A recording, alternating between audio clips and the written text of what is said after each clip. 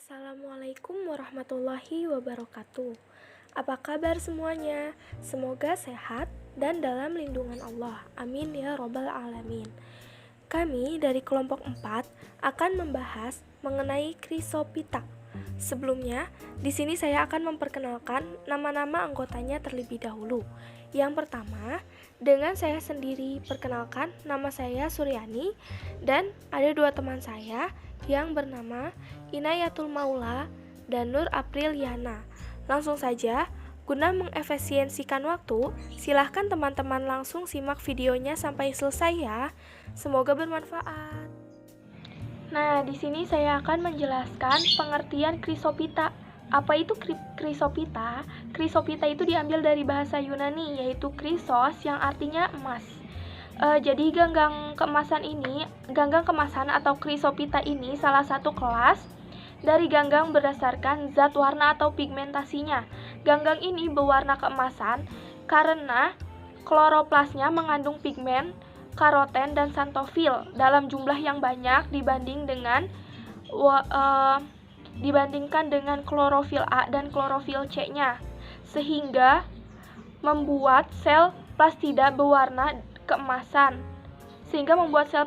menjadi berwarna hijau kekuningan atau coklat keemasan.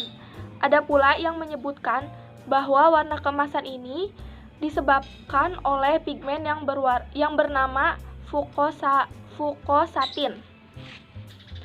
Nah, di sini juga Chrysophyta memiliki karakteristik. Yang pertama itu, inti sel bersifat eukariotik karena inti sel telah memiliki membran sel. Nah, yang kedua, ada yang uniseluler bersel satu, dan ada pula yang multiseluler atau memiliki selnya banyak atau bersel banyak. Yang ketiga itu bersifat autotrof karena memiliki klorofil untuk melakukan fotosintesis. Namun ada pula yang bersifat heterotrof dengan menyerap makanan.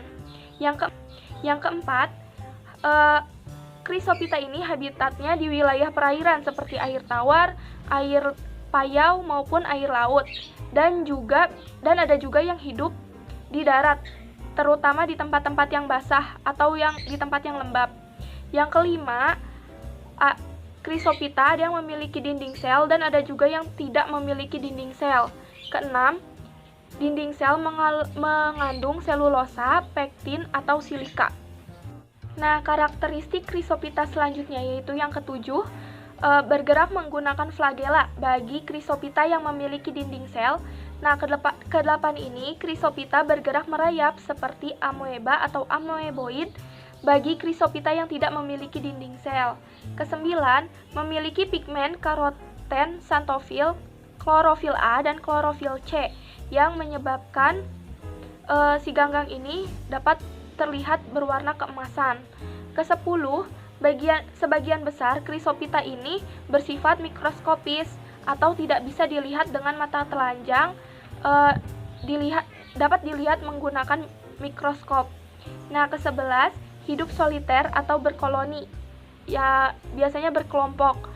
Dan yang terakhir ini menyimpan cadangan makanan dalam bentuk limanarin atau bentuk minyak.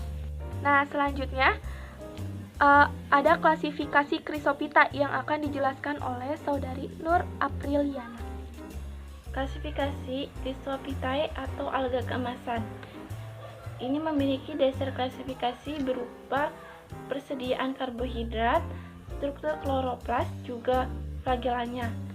Biasanya dua flagel ini licin dan kaku. Pada divisi Chrysophyta terbagi menjadi 3 kelas, yaitu ada kelas Xanthophysae, kemudian ada kelas Chrysophysae, dan yang ketiga ada kelas Basiloryophysae. Langsung pada kelas Xanthophysae atau alga hijau kuning. Ganggang ini banyak ditemukan hidup di air tawar, air laut, maupun tanah. Umumnya ganggang ini tidak memiliki dinding sel, namun biasanya dinding sel pada kelas Xanthophysae ini terdiri dari pektin dan juga silika. Alat gerak alga hijau kuning ini berupa dua buah flagela yang panjangnya tidak sama. yaitu pada satu bagian terletak di ujung, sementara bagian yang lain terletak di bagian anteriornya. Cadangan makanan kelas Xanthopicae ini berupa chrysolaminarin, yaitu lutein. Pada susunan tubuhnya mempunyai 3 bentuk, yaitu sel tunggal, karena biasanya organisme bersel satu atau organisme uniseluler merupakan makhluk hidup yang terdiri dari satu sel tunggal. Contohnya ini berupa Botrydopsis. Kemudian ada filamen. Filamen ini berbentuk seperti benang yang tipis, contohnya Ribonema. Kemudian tubular, berbentuk seperti tabung atau bentuk pipa, contohnya ada Vaucheria sp. Nah, kita akan membahas lebih dalam lagi satu contoh dari kelas Xanthopicae, yaitu Vaucheria sp. Vaucheria sp ini memiliki klorofil dan xanthofil atau pigmen kuning. Vaucheria tubuhnya tersusun atas banyak sel yang berbentuk benang bercabang, tapi tidak bersekat. Filamennya ini mempunyai banyak inti dan menyebar disebut cyanocitics. Vaucheria ini tumbuh melekat pada substrat dengan menggunakan alat yang berbentuk akar. Habitatnya ini biasanya di air tawar maupun di air payau. Kemudian reproduksi Vaucheria ini dibagi menjadi dua, yaitu secara vegetatif maupun generatif. Pada reproduksi generatif, alga ini berlangsung dengan pembuahan ovum oleh spermatozoid. Sel kelamin ini masing-masing dihasilkan oleh oogonium dan antheridium. Zygospora hasil pembuahannya akan membelah secara meiosis dan menghasilkan spora yang selanjutnya akan menjadi Vaucheria yang baru. Kemudian pada reproduksi vegetatif ini berlangsung dengan pembentukan zoospora yang berkumpul dalam sporangium. Kemudian kelas Chrysopicae atau alga coklat keemasan. Nah, alga ini itu banyak ditemukan hidup di air laut ataupun di air tawar. Mempunyai pigmen keemasan disebut karotin, klorofil juga xanthofil. Nah, biasanya pada kloroplas ganggang-ganggang keemasan, jenis-jenis tertentu itu ditemukan pirenoid yang merupakan tempat persediaan atau cadangan makanan. Persediaan ini berupa chrysolaminarin yang disebut leukosin. Nah, chrysolaminarin ini berupa zat tepung atau polimer linier dari unit glukosa. Sedangkan leukosin ini adalah zat karbohidrat yang berbentuk benjolan keputihan. Kemudian selain itu juga terdapat tetes-tetes minyak di dalam vakuola, yaitu berupa ruang dalam yang berisi cairan. Kelas Chrysopicae ini juga umumnya tidak mempunyai dinding sel. Namun dinding selnya ini biasanya terdiri dari lorika atau bisa juga tersusun dari lempengan silikon atau dari cakram kalsium karbonat. Nah, ini juga mempunyai alat gerak berupa flagella yang jumlahnya ini tidak sama setiap marganya. Nah, cadangan makanannya ini dijelaskan, yaitu sebelumnya itu berupa tepung chrysolaminarin. Susunan tubuhnya juga berbentuk sel tunggal dan juga koloni. Sel koloni ini contohnya sinura dan sel tunggal contohnya Ochromonas. Kemudian kita akan membahas contoh Ochromonas ini.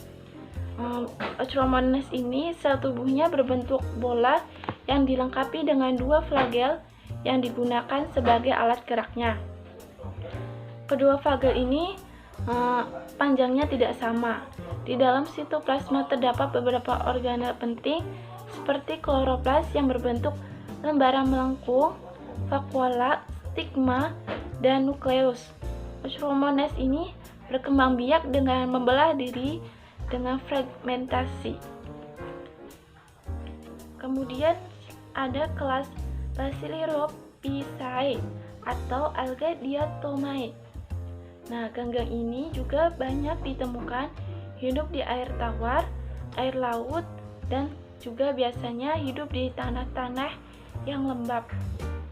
Susunan tubuhnya ada yang berbentuk sel tunggal dan ada juga yang koloni dengan bentuk simetris bilateral dan simetri radial.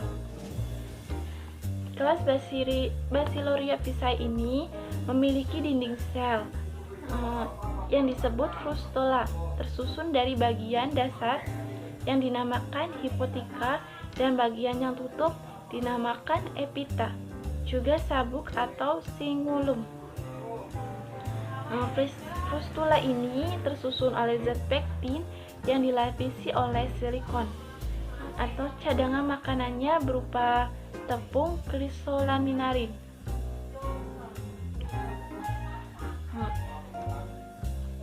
Sel diatom ini memiliki inti dan kloroplast berwarna coklat keemasan, tetapi ada juga yang memiliki warna hijau kuning atau coklat tua.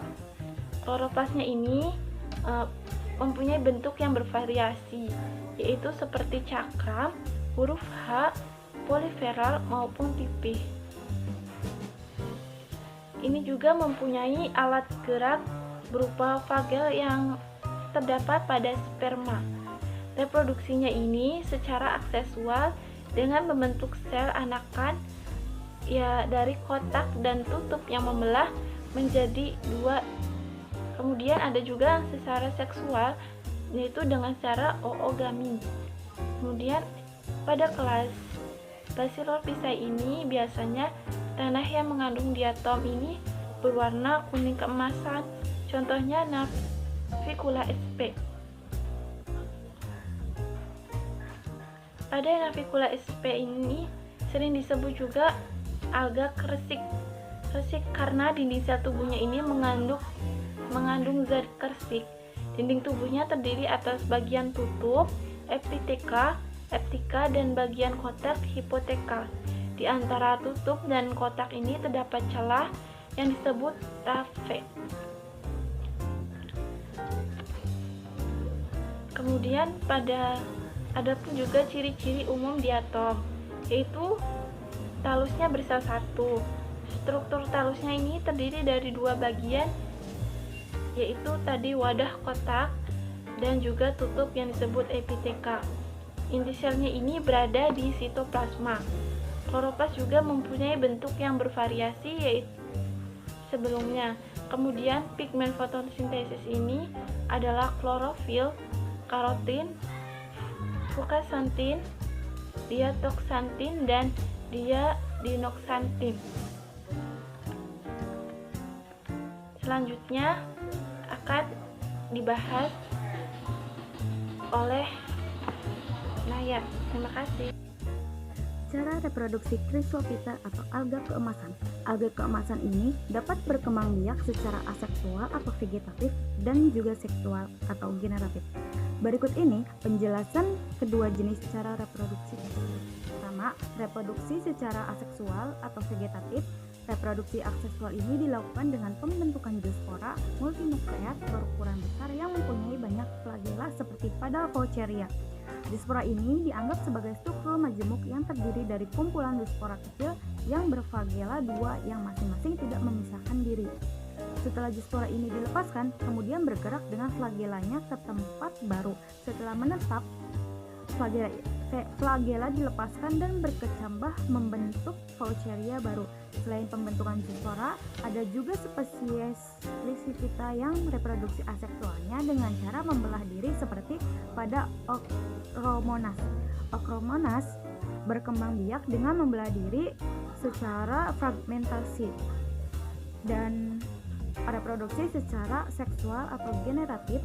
Reproduksi ini pada Chrysophyta adalah dengan cara oogami, yaitu dengan membentuk oogonia atau pembentuk gamet betina. dan antheridia atau pembentuk gamet jantan. Pada filamen yang sama, sel telur yang dihasilkan berukuran besar dengan satu inti yang mengandung klorofil. Sperma yang dihasilkan antheridia mempunyai flagela yang kecil. Setelah terjadi pembuahan akan terbentuk zigot setelah dilepaskan dari induknya. Zigot siap tumbuh membentuk filamen baru. Peranan Chrysophyta atau alga keemasan dalam kehidupan. Dalam kehidupan manusia, ganggang keemasan memiliki banyak manfaat, terutama Navicula dan Faucheria. Navicula yang telah mati dan mengendap di dasar laut membentuk endapan tanah yang pembuatan cat, pemis, bahan dasar industri kaca, penyaring, dan piringan hitam. Pada Faucheria, cadangan makanan disimpan dalam bentuk minyak, sehingga organisme ini merupakan komponen utama dalam pembentukan minyak bumi. Sekian dari kelompok kami, kurang dan kurangnya mohon maaf. Semoga video pembelajaran ini bisa bermanfaat dan menambah ilmu pengetahuan kita. Sekian dan terima kasih. Wassalamualaikum warahmatullahi wabarakatuh.